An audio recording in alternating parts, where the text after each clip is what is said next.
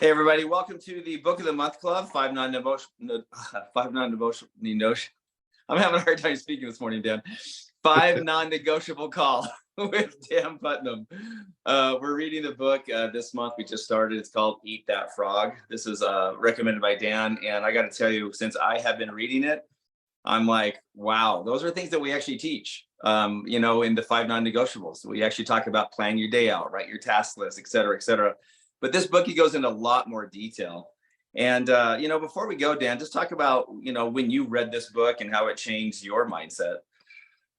You know what? I read it a long time ago, Travis, and I just remember one of the things I struggle all the time is just getting super organized. I tend to just kind of go with the flow. And, every day gets busy, people calling, texting. And just with social media these days, it's crazy. I have people send out messages on Instagram, on WhatsApp, on Skype, on email, on text message, on Facebook, Facebook, and so many different things that people are using. Telegram, and so it just is so easy to just get busy and get behind. And sometimes. If I'm sitting there responding to people on WhatsApp, I don't even check. And then Facebook has different message groups also. Some people that are friends send you a message that aren't. And so then all of a sudden I'll click on that and be like, man, there's 400 messages here. You know what I mean? So I think today it just, these days it just gets crazy to try and keep up with everybody. So people use so many different ways to communicate, where before, it was just, hey, they call you on the phone, and if they don't get you, they leave a message. You know what I mean? That was basically it. And even before that, you didn't even have your phone in your pocket. So if you wasn't home, they wasn't communicating. So it just seems like it's so much more important now in 2023 than it's ever been to get organized. And I just remembered really the concepts and the theories of this book. And I was like, man, this is something I really need to go back through and more than just read it. This is, information I need to implement. And I'm sure that so many of our distributors are kind of the same, you know what I mean? And I've thought about it. And unfortunately, I haven't done this as good as I should, especially because I put it as, a non-negotiable when we very first started it. My main thing that I wanted to do for business was, actually the night before, figure out the most important thing that I get done the next day, and do that first before I start, getting caught up in so many things. It's a little bit easier said than done because, there's so much of the stuff you can't just do first thing in the morning, right? You have to wait for, if you're doing a video or something like that, wait for the video guys to come and, get all the lights set up and get the audio set up and things like that. But the main reason I wanted to go through this book is I just know that it's something that I need to focus on and implement myself to be more productive. And we've talked a lot on these, 5 non-negotiable calls about the importance of actually productivity. And that's kind of really what my main focus is for the entire year, is just being more productive, and actually want to be less busy, but more productive. And I think this is kind of the perfect book in order to do that. And even another thing that made me think of this book was that day planner that I sent you, just those sheets of how to plan your day and what to do. It really made me think of this book. And so I just thought it fit really well with what we're focusing on, what we're teaching, with not only the 5 non-negotiables, but 5 and 8. Yeah, I actually, when you saw me down here looking, I actually have a WhatsApp conversation. I have a little group that we're working with almost daily. Well, we are working daily. We're keeping track of the 5 and 8. We're really, testing this out to when we go live with it, that we know and worked all the kinks out. But it's interesting to read some of these. I just want to read, this was this morning, because we started 1 week, and, the first week we carried with momentum and it was exciting. And the second week it gets a little challenging. So here's one member said, rough start this morning, but making up my time. Wrote my list for the day to get accomplished. That's one. And then let's see. I had a moment of feeling extra overwhelmed this morning when all that life is asking of me. I drove to work in silence and sat in my car for a few minutes before heading in, just envisioning my why. Saying something is non-negotiable is different than actually feeling it. I'm starting to really feel it, and I'm so grateful for all of you. So I say that because, one of the things that we're doing when we did our little training was we had this a daily calendar. And we talked about the importance of getting in and writing out your day ahead of time. Like it's the first thing you do in the morning. You keep your gratitude journal, you write the things you're grateful for. And this team is working on that, and you're seeing those results. And it's really fun to see that. What are you going to say, Dan?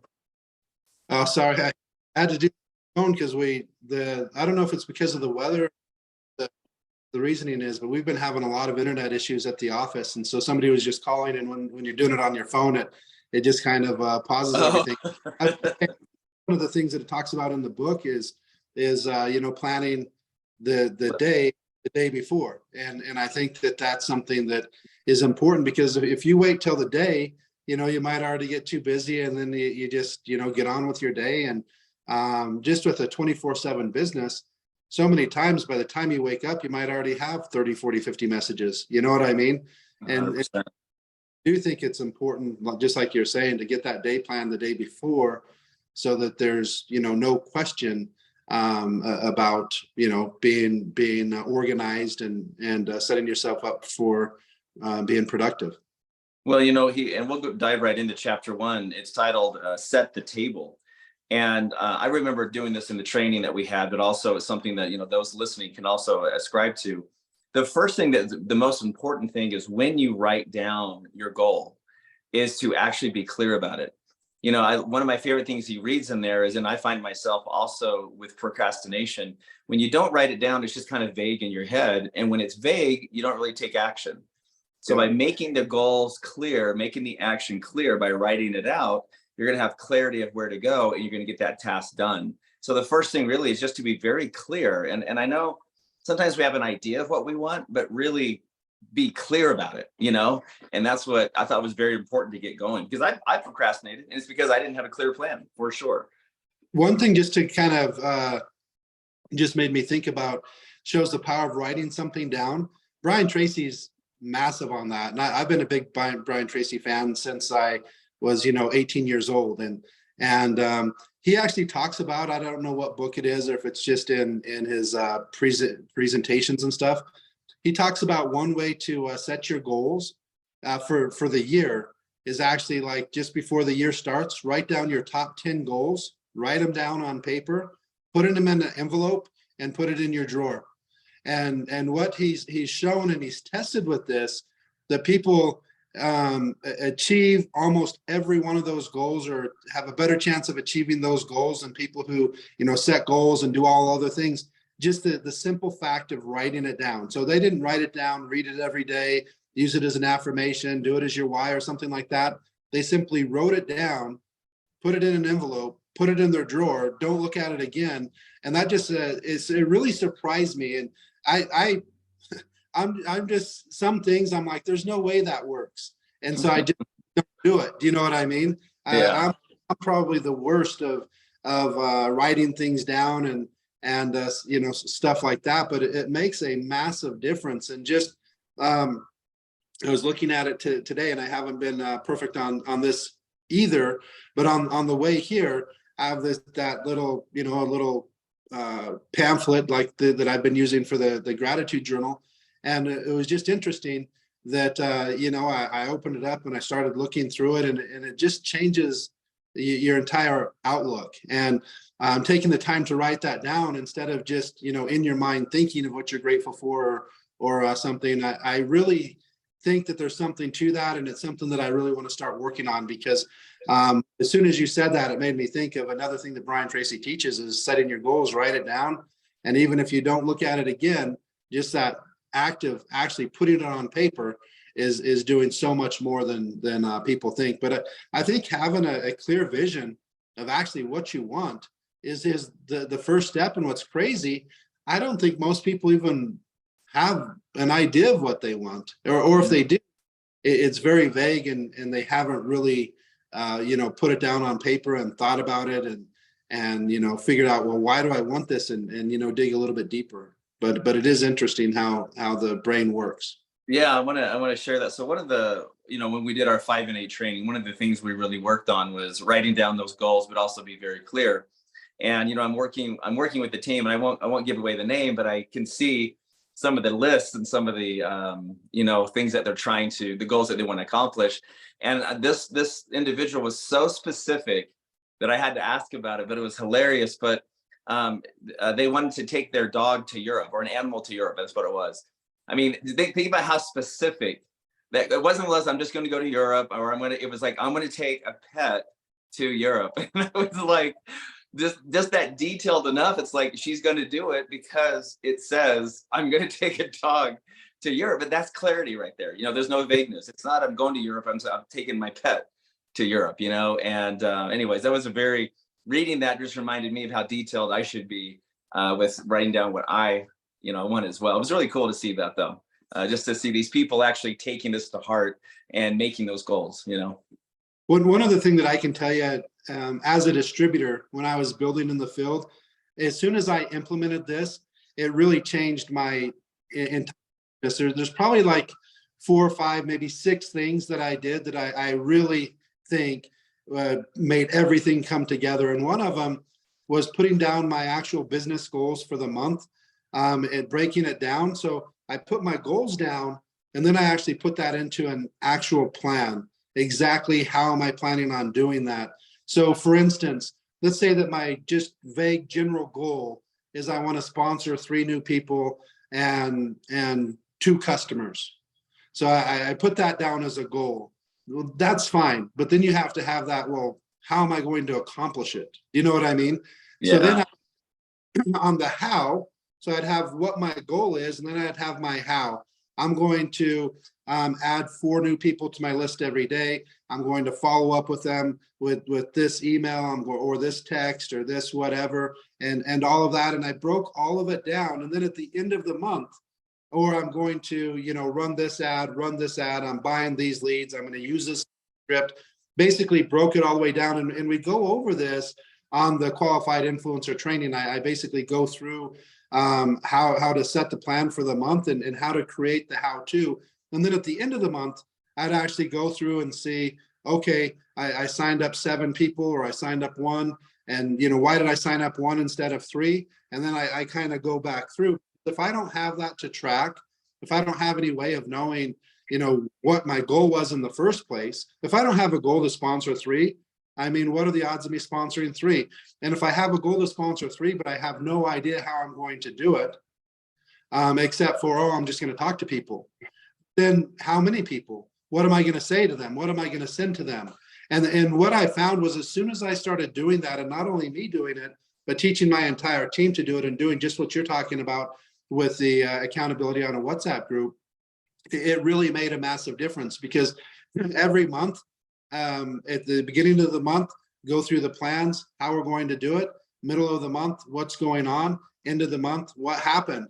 And then it enabled me to be like, okay, do I want to do that again next month, or do I want to change it up? Like, let's say, for instance, I was running ads, and I ran an ad, and I got 60 responses, and I signed up 0 people.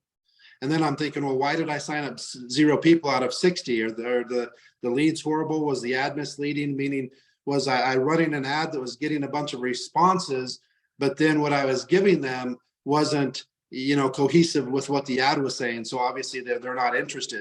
So that there's certain things that I'd have to figure out in my marketing, because you can do some different marketing that'll get a lot of responses, but then when you actually give them the information, it's not similar to what they thought that they were responding to. Do you know what I mean? So then you're not the same type of results. So I really just broke that stuff down, and did a very good job every single month of writing those down, having it planned out, going over it. And what it not only did it help me, but it empowered me to have 100% confidence in my group. And I think that's another thing that so many people have issues, is that they're not planning the things out. They're not doing what's necessary. So how can they have confidence in telling their group what to do? Yeah, they can't. I mean, there's no way. Because they don't even know what to do.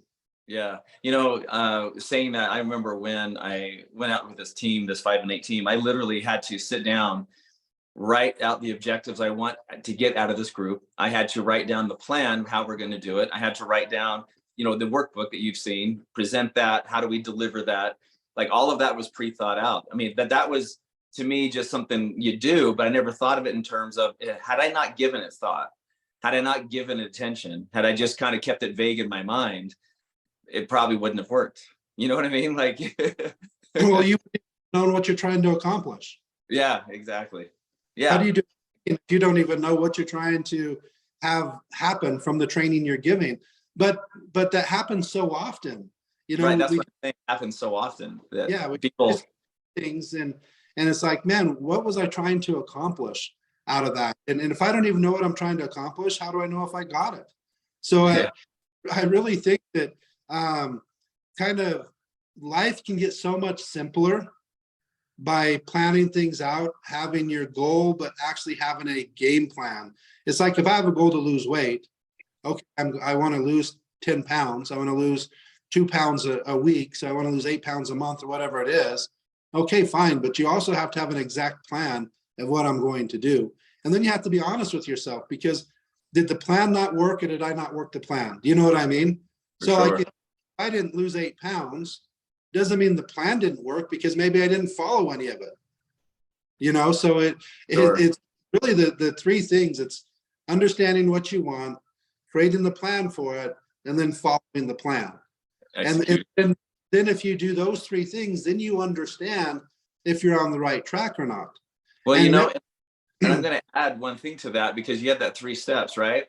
But the fourth part, I think, is the most important. That's the accountability. You Yeah. think about it, if you're not accountable to somebody, including yourself, regardless of the 3-step plan. I mean, even Harvard Business Review did a study on this. If you do it all by yourself without accountability, you only succeed 2 out of 10 times. Whereas if you're accountable to somebody, you're going to succeed 8 out of 10 times. In other words, get a team together, work with your team, and hold yourself and the team accountable. And you're going to have a higher success rate.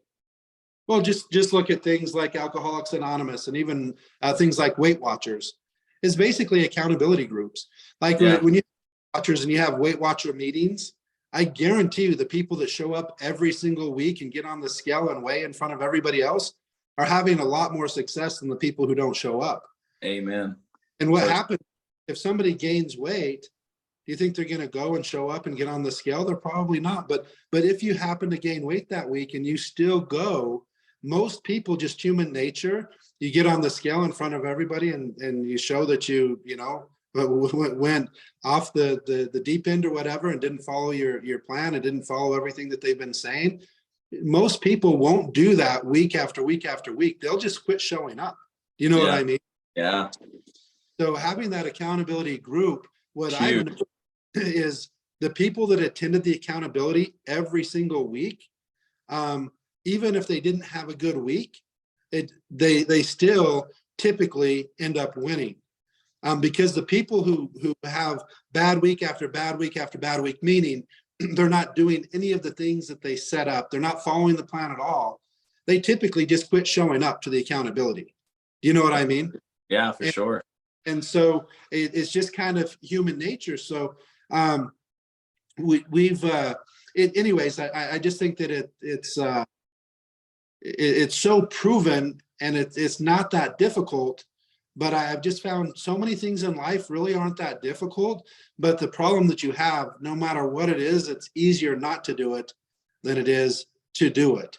And It's the habits we create, right? I mean, that's at the end of the day, it's about showing up when you don't want to show. That's a discipline factor that comes in. You show up when you don't want to show up, and you just even if you're going through the motions, it doesn't matter. Like if you, like you said, you show up to the accountability weigh-in. You know you didn't keep your commitment that week, but you still show up. Even if it's midway, you're gonna that showing up consistently, you're gonna win, because you're probably eventually gonna be accountable and lose that weight. You're gonna feel it. Yeah, and you have to flip that switch from being motivated to being disciplined. You know what I mean? So I liked how you said that, because I might start off with motivation, like I'm excited, I'm motivated to do it, but that motivation isn't going to carry me through the end, because it wears off so fast. But as that continues on, and just as an example, let's say that a business part of it in the 5 and 8, you need to give a presentation every week. You need to do all of that. And let's say that there's a week that I didn't do it. And so I didn't have the success that I'm looking for. Just in this scenario, let's say that's what happened. But I get on the accountability call. And then I hear person after person after person that did everything and had more success than they even expected. Now what's that getting into my mind? Man, this is working. These people that are doing it are having success. So just because I didn't have success, I didn't do it. Or you can also break down, like I would always tell people, don't worry about the results in the beginning. Worry about the process. Because we can figure out the results later. In network marketing, and again, I'm just taking this to like recruiting, for instance.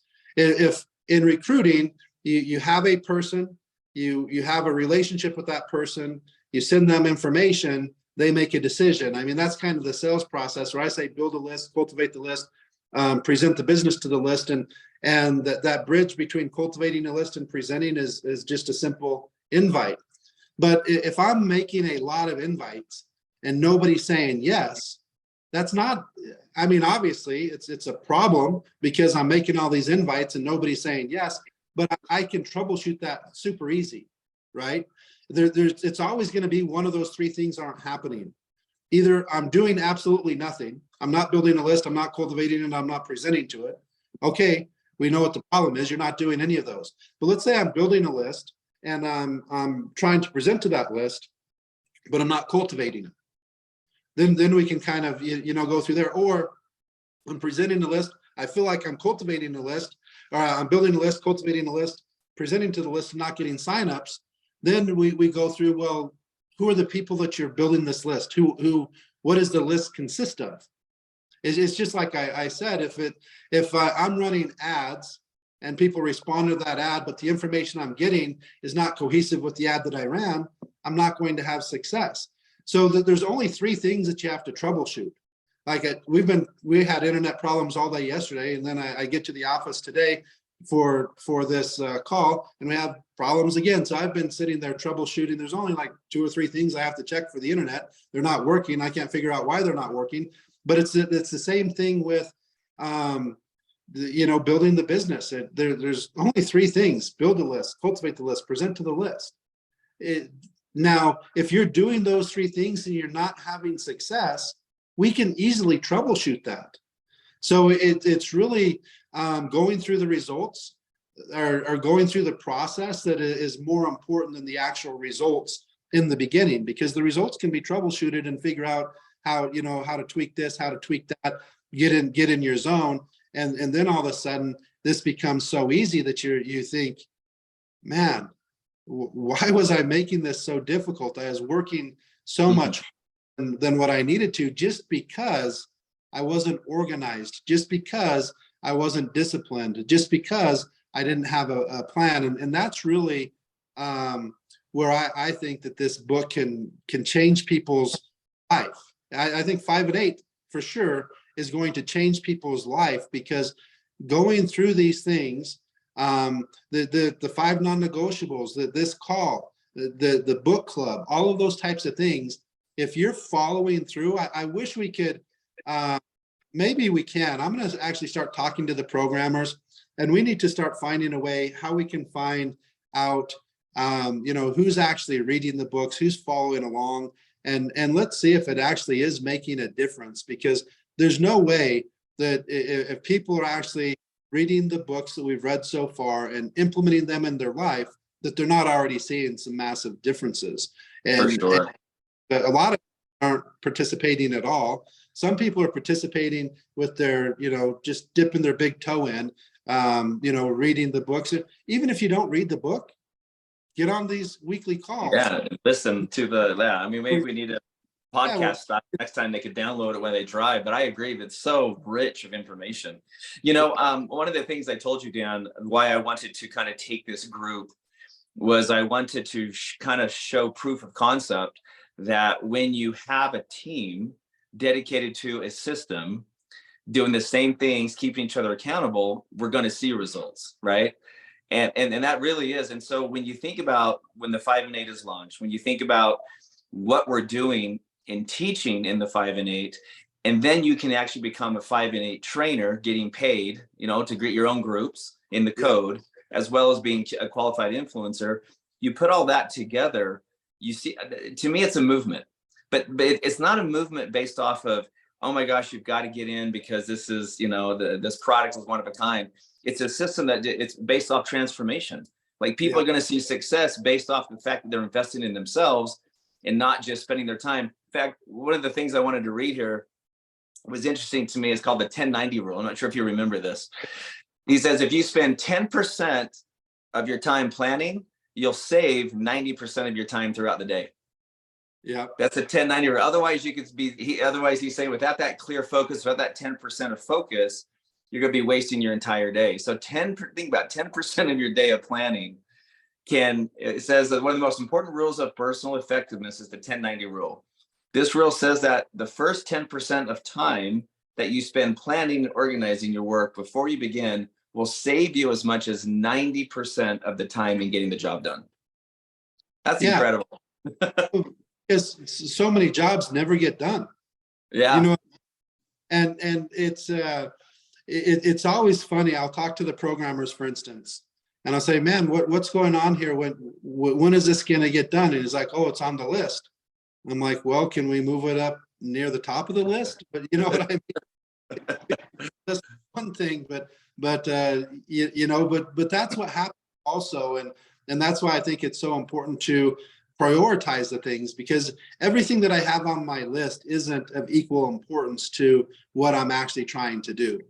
So if I want to get something done, and I put it on a list, but it's not the most important thing, then something else can, overwrite that and get put above it. And then it just goes on to the next day. But what are your feelings with that, Travis? Like, what do you think is realistic? How many things should people put on the list? How should you rate your list? The most important to the least important?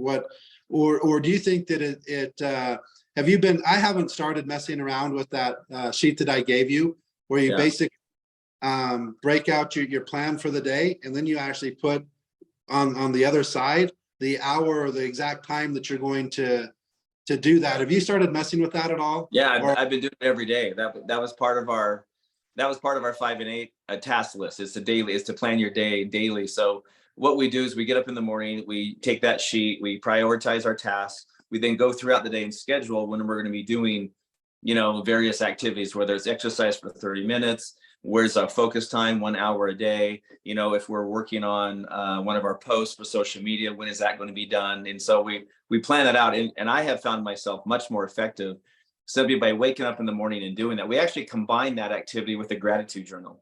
So we'll get up in the morning, we do the gratitude journal, and then we plan the day out. And what's interesting, and sometimes I can feel, and you can relate to this, Dan, sometimes you wake up and it feels like there's just a mountain of things. And I'll answer your question about how to prioritize. And I literally didn't have motivation today. I mean, the weather is crap. You know what it's like in Utah right now. You can't even drive anywhere. It's horrible. And I just was feeling down. I'm ready for spring. I'm tired of the snow. I'm tired of the cold, tired of having so many things unfinished. Like, I just felt a little like my life was not in control, right? So I sat down and I wrote down 3 things I was grateful for, but I really, kind of dug deep.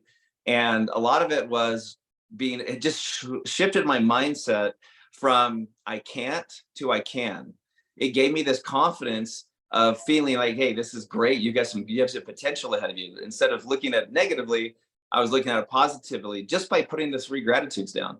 So then I went through and kind of nailed out the task list. And this answers your question. One of the things I read in the book was, he says, how do you eat an elephant? Yeah. Meaning, how do you eat something massive? And it's one bite at a time. And what he's saying is basically, yeah, you may feel like you have an elephant you've got to accomplish, but break that elephant down into small pieces and work on those pieces, work on the smaller tasks. And so it really comes down to what's the most meaningful in your life that's going to get you to the goal that you want, is where you put the prioritization of what you really want to accomplish today. He even recommends, I think later in the book, he says the biggest tasks should be the ones done first because they require the most amount of energy. So that's how I would prioritize. I would start with the gratitude journal. I think just writing down those 3 things just shifts your mind to a can do versus I can't do. And then from there, I would prioritize and plan your day. And I think you'll have much greater results. Yeah, that's awesome. I somebody sent me a message last night, kind of late, and they said that they had just gone to the gym, and this is somebody who almost never goes to the gym at night, pretty much always in the morning, because it's just like some people like to go at night, some people in the morning. This is a person that always goes in the morning, and typically if they don't go in the morning, they just don't go, right? And it was interesting. I was having a conversation with this person several weeks ago, and I said it has to get to the point that we have to do things simply because we have to show our body and our mind who's the boss. You know what I mean? Yeah, And for sure. it's funny, they sent me a message at like 10 o'clock at night saying I back from the gym because I had to show my mind who was boss. And I just thought that was interesting because the time of say, oh well, I got busy today, so I'm not going to the gym. And hey, that happens. You know what I mean? And you don't go to the gym. It's not going to be life or death. Or you don't do your gratitude journal, or you don't do this. What happens is if you get in those streaks and you build upon it, and the one day missed becomes 2, becomes 3, becomes 4. Next thing you know, it's not even part of your day anymore. And those are the things that it works both ways. It also works that you start having these wins and building on the wins, and then before you know it, you're winning every single day. And so I think that it's something that you can't really beat yourself up over if you miss a day, but you don't miss 2, definitely don't miss 3. And that's what I had always say, like somebody who is really good in sales, they might have a bad day, they might have a bad week, they almost never have a bad month, they do never have a bad quarter, and they never have a bad year. Do you know what I mean? Yep. Because they're disciplined enough, they're consistent enough that they already know there's no way they're going to have a bad month almost ever. Definitely not a bad quarter, and never a bad year. That they're always going to win, and that winning is not by accident. I mean, if you go through and just look at what Brian Tracey's talking about here, he talks about it in almost everything that he does, similarities. But then you also have Tim Ferriss talking about the 4-hour work week and all the different things of having the plans and prioritizing and anything that you can have somebody else do it and just focus on the most important things. Doesn't mean you have to do every single one of them, but anyways, I don't want to ramble on here for forever. We've been going for about 40 minutes, and we want to keep these probably between 30-45 minutes. Yep. But I do think that this is one thing. I mean, I wouldn't say any more than really the other books, but one thing that I'm really going to focus on just from these first couple chapters is writing the things down, but then I'm going to take it the night before, but I'm going to take it a step further and go with that day planning page. Maybe we can make a copy of that page and make it on this post on Facebook so that people can see that page, just what it looks like. But not only having your plan, actually putting in from this time to this time is when I'm going to do this. From this time to this time is when I'm going to do that. And just really see what that does, because one of the things that not only Tim Ferriss, Sean Stevenson, so many people that I follow, they all say, I only check my emails at a certain time. I never check it at a different time. So I check my emails between, I'm not talking about me, I'm just talking about this scenario. I check my emails at 4 p.m. I don't ever check it again. I don't ever look at it. I check, and then I respond from 4 to 5, 4 to 6, whatever time I put. If I don't get back to them all, I don't get back to them all. Sometimes it's not possible. If somebody gets hundreds or thousands of emails, they can't get back to them all. But basically what they're doing is saying, if I check my emails throughout the day, it's so easy to get sidetracked. And it's not just the emails. Talking about like Sean Stevenson, who's another podcaster that I really like and listen to a lot. On Mondays, they work out the content for their podcasts. On Tuesdays, they shoot all the podcasts. On Wednesdays, they do the marketing. On Thursdays, they do this. On Fridays, they do that. And so they already know what they're doing every day of the week. And it's so structured that they always get, everything done well in advance. But if people don't have that structure, you never hit deadlines, you never hit anything at the correct time. Now, sometimes there's too many things out of your control that you can't hit a deadline. You did all of your part, somebody didn't do theirs, and it's not done. It's not like we can do every single thing and have control of everything. But I really think that some of those things are interesting, of seeing successful person after successful person after successful person are all doing similar things. They're not exactly the same, but if you break it down, they're pretty much just a different way of explaining the exact same thing. You know what I mean? Yeah, exactly.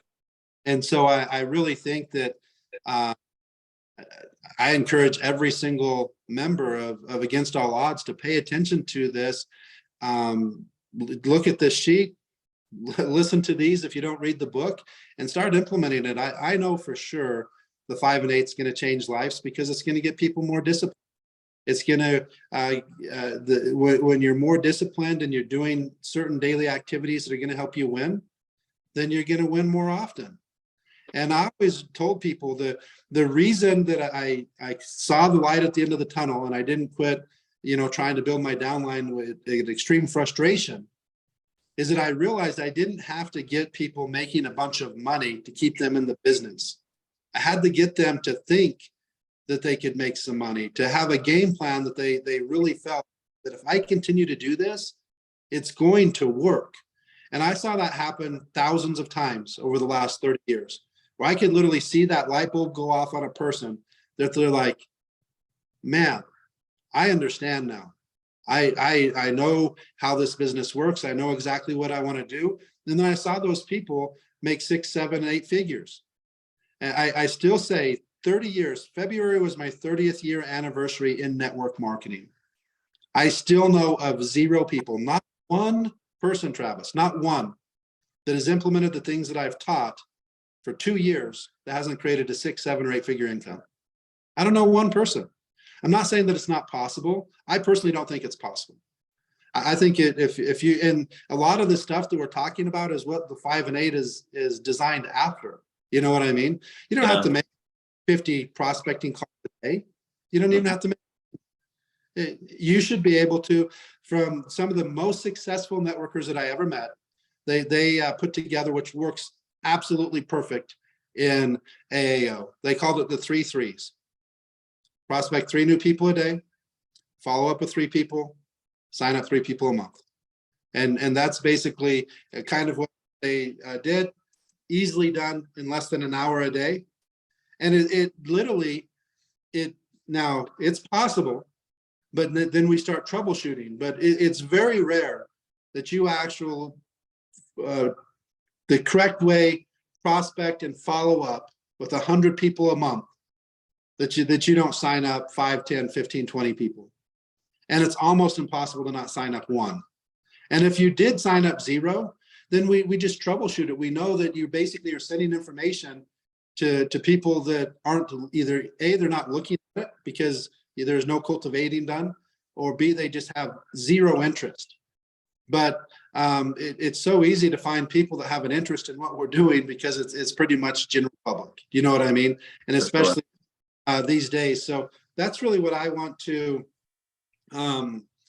in this with, and you can finish with whatever thoughts you have, Travis. But I just think that there is no doubt in my mind that the people who participate in 5 and 8 and build that discipline, build that confidence of being able to plan their day, doing these things, are going to be far more successful than the people that don't.